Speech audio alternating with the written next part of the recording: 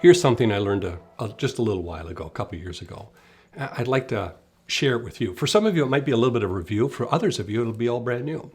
And I think it's really cool. And it impacts my ministry. And here it is.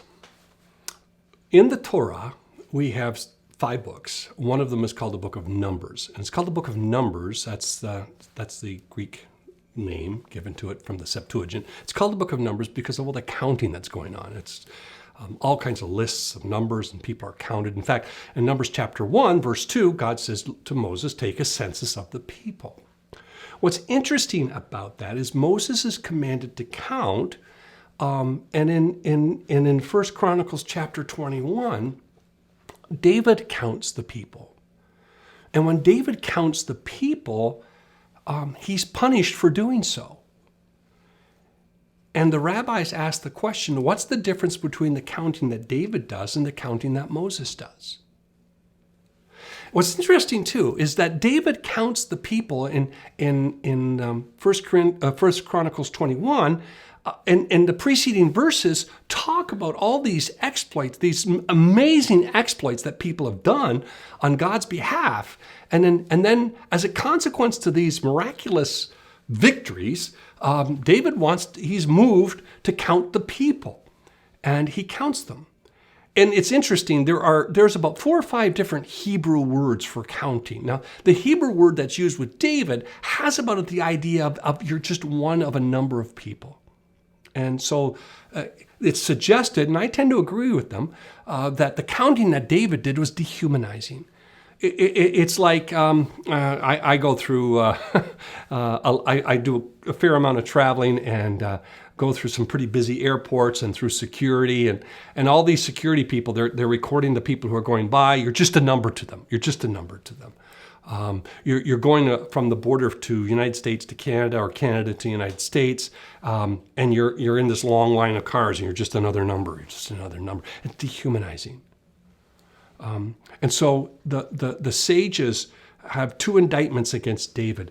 David was counting in such a way that he was just looking for a total and the numbers didn't matter. It was dehumanizing. And he was counting in such a way because David thought that his strength was in the numbers. Here's a little aside. Beth and I are, I'm getting to that age where we're thinking about retiring, and I'm looking at our assets, and I got to tell you,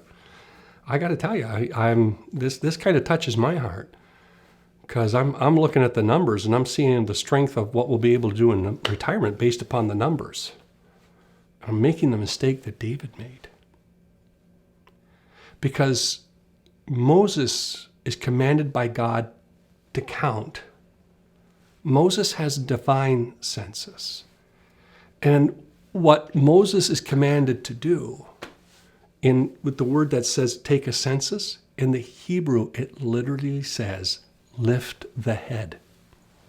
So Moses goes around and lifts up each head. 1, 2, 3, 4.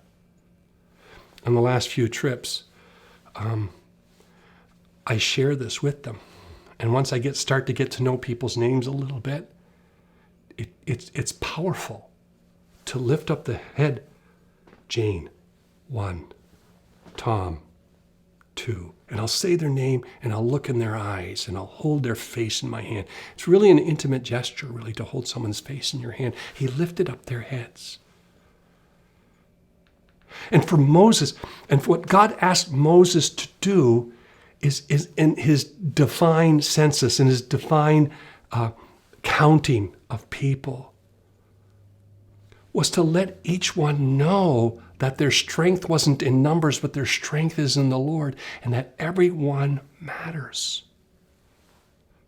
And then there's this whole idea of lifting. He lifts up their heads. And if I'm looking down, I just see myself. It's when my face is lifted. This is early on, and we had done a workshop called Growing the Grove. We're probably going to have some of those coming up, and you might be interested in that, where I just spend time in the text, and this is what I learned. What do you think about this? And Well, we had a Growing the Grove event, and we had finished the event, and we were going home, and some people had given me thank you cards. And while we were driving home, I was going through these thank you cards, and there was one particular thank you card that had a beautiful thank you, but it had a check. And it was the largest sum of money that Under the Fig Tree had gotten to that point.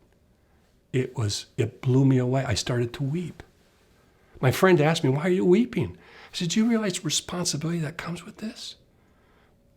And he said to me, "But do you understand the opportunity that comes with this?" And because of that gift, God lifted our heads. He lifted our eyes so that Under the Fig Tree is becoming what it is today, maybe a blessing for you in some way, coming on a trip or whatever. Moses was commanded to lift up their face, and this divine census was not taken so that they could have strength in their numbers. It was taken so that every one of those people would know that they were loved and cherished by God. And quite frankly, those people that came out of Egypt would grow in numbers, and they would be a society that would be distinctive from any other society on earth. Because at the center of this society would be the sanctuary, where the King of the universe, his presence would be. And when you have a society with God at the center, everyone counts. And then I think of what Zechariah said in chapter 4, "Not by might, not by power, but by my Spirit." David counted because he saw his strength in his numbers. I look at my portfolio and I can either smile or frown because I think the strength is in the number of dollars I've saved, when really, it's all in God's hand. I'm going to give him everything I can to bless, but it's all in God's hands. Moses, with his divine census, he counts so that everyone knows that they matter and that the strength of the movement is through our obedience, but it's the Lord who accomplishes it.